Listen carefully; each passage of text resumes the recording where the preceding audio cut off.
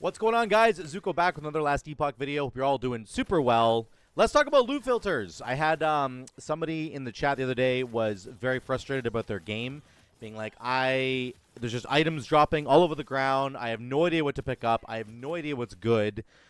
And I totally understand that. Given games like Path of Exile, Diablo 4, Last Epoch, they are loot-based games. There's going to be loot all over the ground all the time. And you really don't want your screen being cluttered with yellows and blues and white items and just all kinds of stuff that you don't even know if it's good for your build. It's probably not good for your build. That is generally the sentiment that you want when you're thinking about a loot in a game like this. So what you want your game to look like instead is a screen that has very few items dropping on the ground, but they are relevant to your build. And that is exactly what you can do in Last Epoch. You can actually craft your own loot filter, and we're going to go over that in a minute. You can also borrow loot filters from other creators who have already made a build.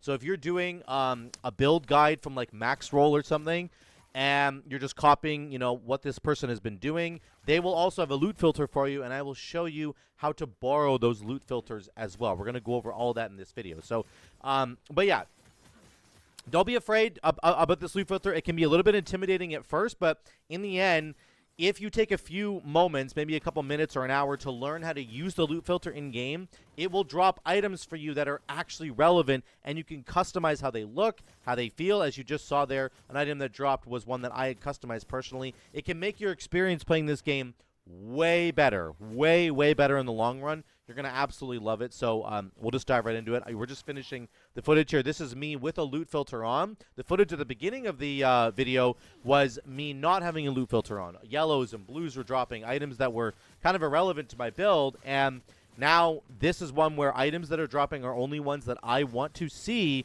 for this specific build that I am running. And it's just really nice. It makes your gameplay smoother. Even at the end of the dungeon, or the Echo, sorry, the big chest that I'm dropping, you can see all the stuff that dropped out of there was completely irrelevant for me, so it doesn't show up. So let's just dive right into that, and I'll show you guys exactly how this works. Pardon me, I'm a little bit sick right now, so just bear with me here. In-game, if you hit Shift-F, you will bring up the loot filter, okay? If you have no loot filter, it'll start you off like this window right here. And you can see, because I took off my loot filter, the items on the ground immediately started showing up. Watch if I hit my basic filter.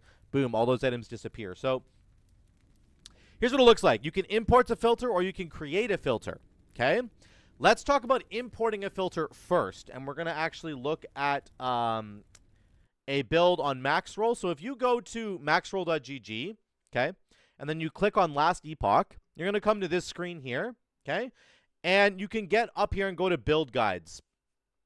Let's say you're following a build guide for one of the top builds in the game. You go to the Frostclaw Runemaster guide. That's what you want to play. On the left side, you can go down to loot filter. That's number 8. You click on that. It'll bring you down here. And this person has a Circle of Fortune loot filter or a Merchant's Guild loot filter. That's depending on the faction that you have that you've joined. Let's just say you're going to do a Circle of Fortune loot filter. You click on that. It's going to bring you to this insane screen here that has a whole bunch of text on it, okay? All you have to do is click on it, go Control-A to grab all the lines of code here, and hit Control-C, okay? So now I've copied every line of code here, okay? Now we're going to get rid of that. In-game, I'm going to hit Import a Loot Filter, and then I'm going to hit Paste the Clipboard Contents. I'm going to paste it. I'm going to call this the Frostclaw build. Okay. In the description, I'm going to paste everything that I just got. Control V. Okay. And then I hit confirm. It has now created this entire loot filter for me based on the Frostclaw build. Okay. So again, that is the build that you have to be running, of course, if this is the one that you want to do. You could do it for all kinds of builds that are on here, right? If we look at all the build guides, there's builds for everything, okay? And most of the people on here have something that you can do that way. So again, just Control-C, Control-V, and you can see already it's kicking in. He has recolored these arcane boots for some reason. I don't know why, but you will be able to see that in this filter. You can see exactly what he's done here. He's done a whole bunch of extra recolorings and showing exalts and showing wands and helmets. These are items that are going to be relevant for his build. Now, for my build, I'm not a Rune Master, of course, so I'm going to go back to my regular build. which I've crafted myself. But I just wanted to show you it's that simple, guys. You click on any one of these builds. Let's go to the Falconer leveling guide. Let's go to the loot filter. This guy has a loot filter right here. Download loot filter. And then again, it's that copy paste the code. I just hit Control A, Control C. We're going to go into the game. I'm going to make a new one. New loot filter. I'm going to copy the clipboard. Let's go Falconer.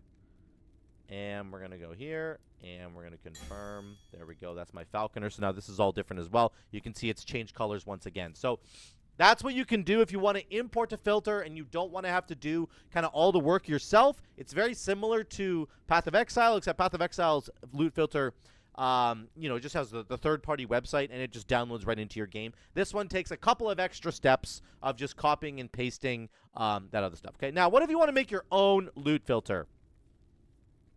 Here's what I would recommend that you all actually do. I think you should practice this because sometimes importing a loot filter from somebody else's build, you have no idea what on earth is going on with the build. You have no idea like why they're making these different choices, right? If you make your own loot filter, it can be really, really helpful. Here's what I would suggest. Let's go to make a new filter. We're going to say newbie filter. Newbie? Newbie. Whatever, Nubu. I can't even do it right. It doesn't matter. Nubu. And we're not going to put a description. We're going to pick a skull. There we go. Okay. We have our new filter. Nothing on it yet. What you have to do is you have to add a rule, okay? You go into here. What you should do in the early game, we're going to start from early game into late game.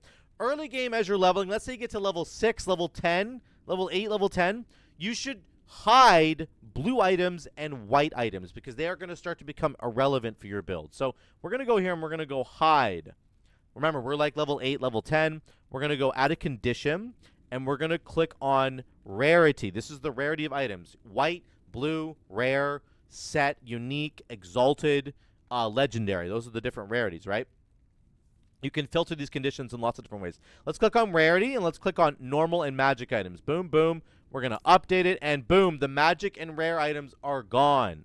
As you progress later into the game, especially once you get to like early monoliths, you should also change this and add in rare items. I can go back in, I can modify this, and go rare items. Now they're gone. Now they're all gone over here on the right-hand side. I can't see them anymore, right? If I hold X, I can see them, but you can see they're gone. Early in the game, this is a good idea to get used to doing. Once you make this rule, you also want to make another rule that says show, and you're going to add a condition. You're going to go back to rarity, and you're going to say, I always want the game to show me exalted items, unique items, and set items. Okay? The ordering of these two things matters. Okay? It matters where these are on the list. Some of these rules can cancel each other out or help to like sift down the information so that you're really getting exactly what you want to be getting. So you might be saying here, I want to show all exalted, set, and unique items, right? If I have this rule here, this is going to trump everything that's below it, okay? If it's at the top of the table, it's going to trump everything that's below it. So in the early game, again, once you're on level 10, magic, white items, they should be gone. Once you get to like early end game, like very, like you're just starting to get done the campaign, you should start to get rid of rare items because once you get to monoliths, you're going to start finding exalted items on the ground, right? So that one shows up and these other ones are blocked. Exalted items are just much, much better than rare items. So really, you're not going to want to see rare items after a little while, okay? Now, those are some very like basic beginner rules that you should be adding to your build. As you push into the end game, you're going to start to understand what your build actually does, and you can start to make specific modifiers for that build. So let's just add another rule, and we're going to make this rule emphasize something for us. Let me see if there's actually an item on the ground that has this really quickly. Okay, so here's what we're going to do. We're going to add a rule. I'm playing a Void Knight. Let's say I'm playing a Void Knight, and I want to make sure that I'm finding items that have void damage on them, okay? I'm going to emphasize something here, and I'm going to recolor it. We're going to recolor it to be, let's make it this weird kind of turquoise here, okay? And that's the color, and we're going to say emphasize. That means it's going to put capital letters on it. We're going to add a condition, and we're going to say the item type, we're going to pick weapons. I want any weapon in the game that has void damage on it, I want to see emphasized, okay? So now we're going to click all the weapons. Okay. What's the offhand here? We'll go shield as well. Let's just do that. Okay. We're going to go confirm. And then we're going to add another condition. And we're going to say it's an affix type, because that's void damage is an affix type. Fire damage, physical damage, void damage. We're going to say, we're going to go here, click on none, and we're going to type in void. Now, we can see here it has melee void damage. Sure. How about regular void penetration? Sure, that's good. We don't want defensive stuff. We just want offensive stuff. Maybe there's some sentinel stuff. Void damage over time. Increased void damage. Level of void cleave. Sure, let's just add those in as well. Confirm. And then we're going to say that it has at least one of these affixes. We're going to go okay. Now look at this. Automatically, we're going to make sure that this is just below the unique stuff. Automatically, this has been recolored for me. I go, oh, there's my shiny item. Now I don't have to worry about looking for items that have like sifting through every single item on the ground and going, does this have void damage? Does that have void damage? Does this have void damage? I don't know. This time, now I know right away. Now, this is a blue item, and you might think, well, Zuko, I thought we blocked magic and rare items. We did block all magic and rare items, but now we've also made an exception to say, hey, if it has void damage on it, we want to see it. So because this rule is above the magic and rare one, that means it's going to show up and it's going to block the rest of them. If I switch the positions of these, it goes away because we're blocking all magic items. That's a magic item down there. But if I switch it again, you go, okay, now it's showing up. And this is actually relevant because now I can take this item and I can probably craft on it. It's got melee, void damage, critical strike chance. I could add some stuff to it and make it a really, really powerful item for me, okay? That's something that's possible for me to do. Now, I'm just giving this as an example, but that is something that you can do. It doesn't matter what your build does. Your build could do fire damage. It could do melee damage. It could do whatever, right? What's this? Let's see if we can make one for melee damage. We're going to emphasize once again, and we're going to recolor. We're going to make it purple.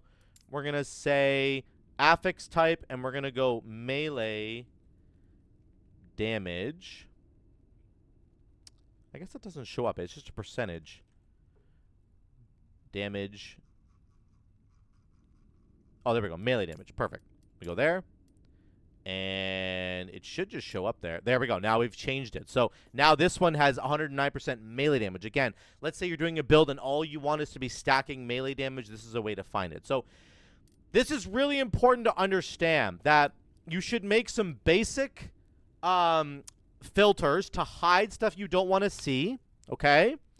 Like magic and rare items. And you should make a show all on the unique and set and exalt items. Why, Zuko? Why do you want to see all of them? Well, first of all, unique items can have legendary potential. And if you're like me and you like playing alt characters, then it's pretty good to actually see all the different items that are on the ground. So, for example, let's say another rule that you could do is you could block. We're going to hide, and we're going to say class requirement. I'm going to hide anything that is not a primalist because I'm playing a primalist. Ooh, not any.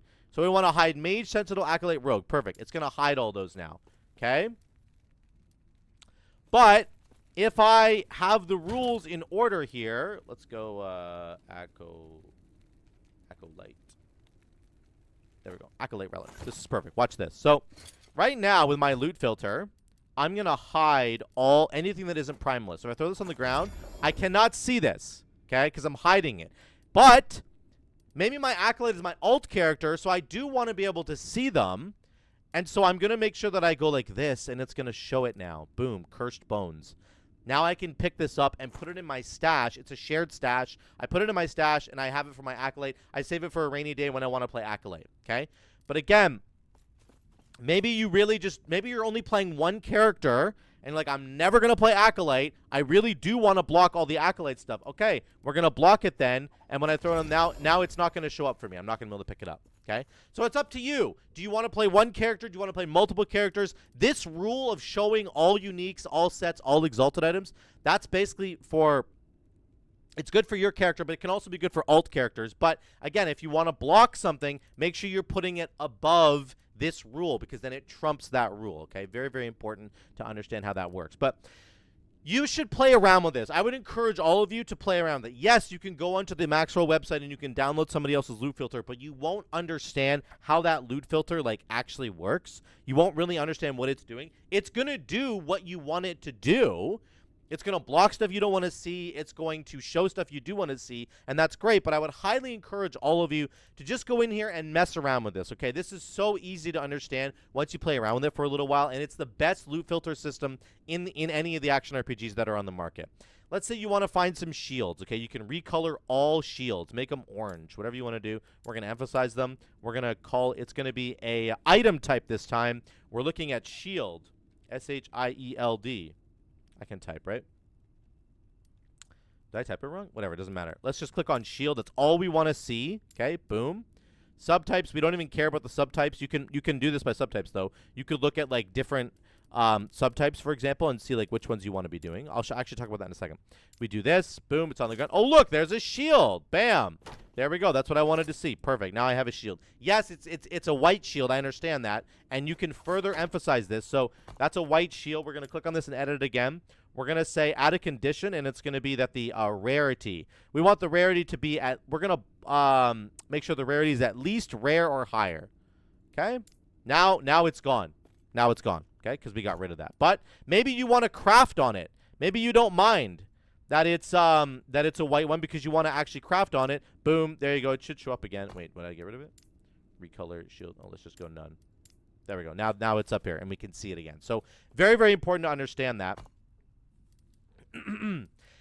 This system is just really fantastic, and I think that one last thing I just want to mention is that you can actually filter as you level up. One thing the Path of Exile filter does really well is that as you level up, it will like get rid of old items and bring in new items. So let's say we want to look, we're going to recolor and emphasize